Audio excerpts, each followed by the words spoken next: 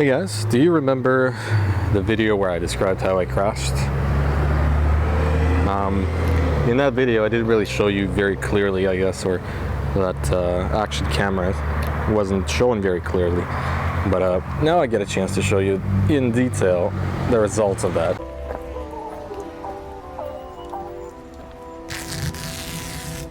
And another reason why I'm doing it is because my turn signal is, well, it's pretty much junk at this point, and I gotta take it out, as well as all of these pieces.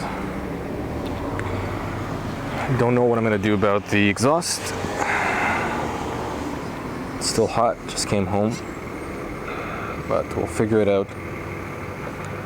It's carbon fiber. I've never really polished carbon fiber. Maybe it's, you know, polishable or whatever.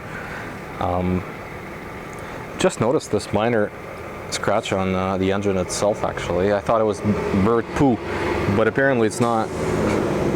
See it from down here pretty clearly. But anyways, what can you do?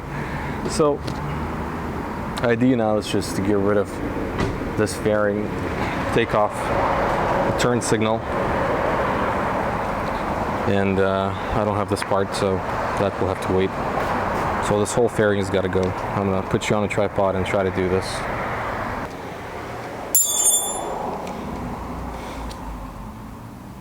Supposedly all these tools are the only things that needed for me to deassemble the bike and reassemble it back. I really doubt that's going to be the case. Hey, let's find out. Alright, so you're off the tripod, and the reason why is because I want to show you what I'm going to be doing, because I probably won't be able to set you up on a tripod at the same time. You won't be able to see exactly what I'm doing. So since this fairing is the one that's coming off, so these bolts, one, this guy right here, that guy over there, and I'm gonna go down here, this guy, that guy. This fairing is actually something I'm gonna keep, so maybe just that guy. I'm not sure how they clip it together. Maybe, oh, there's a clip right here. Not sure if you can see that. Yeah, right here. So that guy's gonna come off, and we'll see. Well, and the reason I'm doing it by myself is because the parts cost me about 150 bucks, including taxes, and the labor, if I were to do this with Honda, would have cost me $280. I thought I could manage to do it myself. Alright, this is becoming an educational video. A couple of things I want to show you guys. One of the key things in order to remove a fairing is to pull one of these pins, and these are plastic, and on a lot of, I don't know if you can see that or not, I'm not looking at the camera.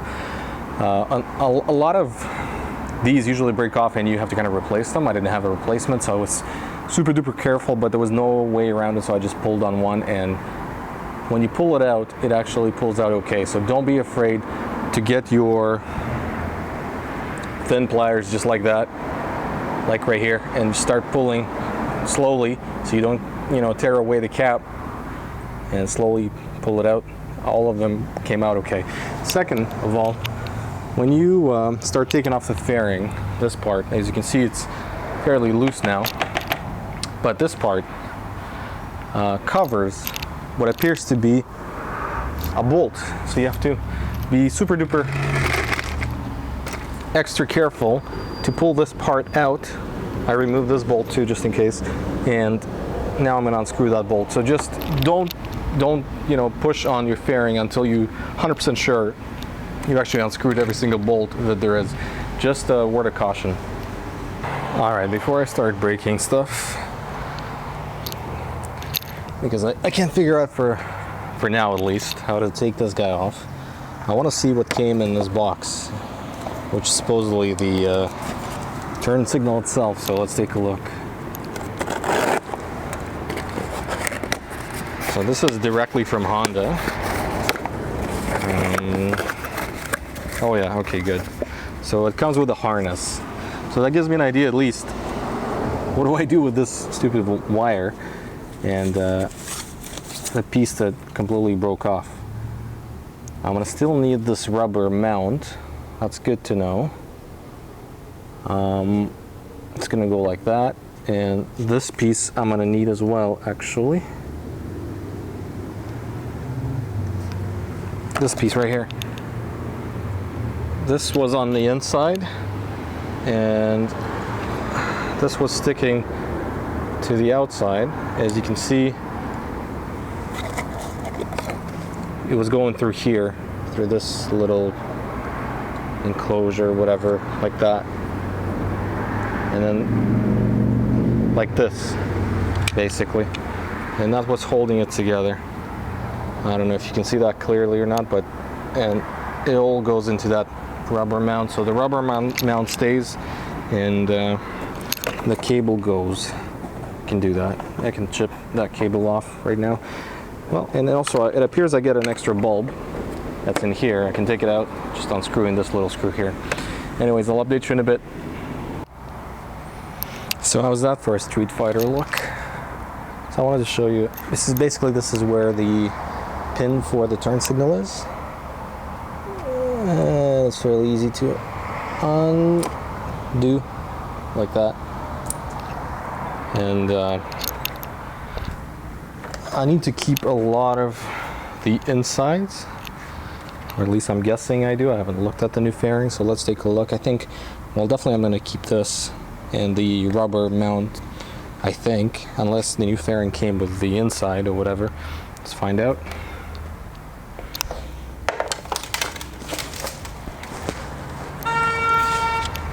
Really doesn't weigh as much as the one I just put on the ground, the old one.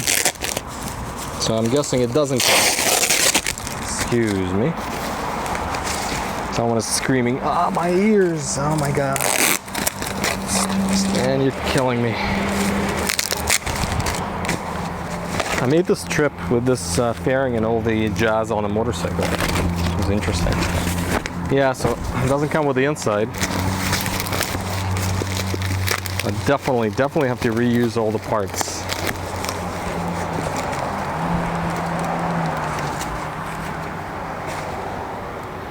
Okay, so next task is to fit the inside to this fairing instead of the old one.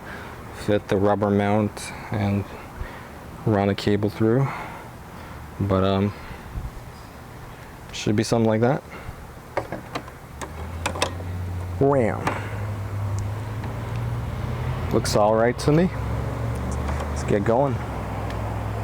All right, so I'm done with the assembly of the fairing, the inside part, and that's how it's going to look like.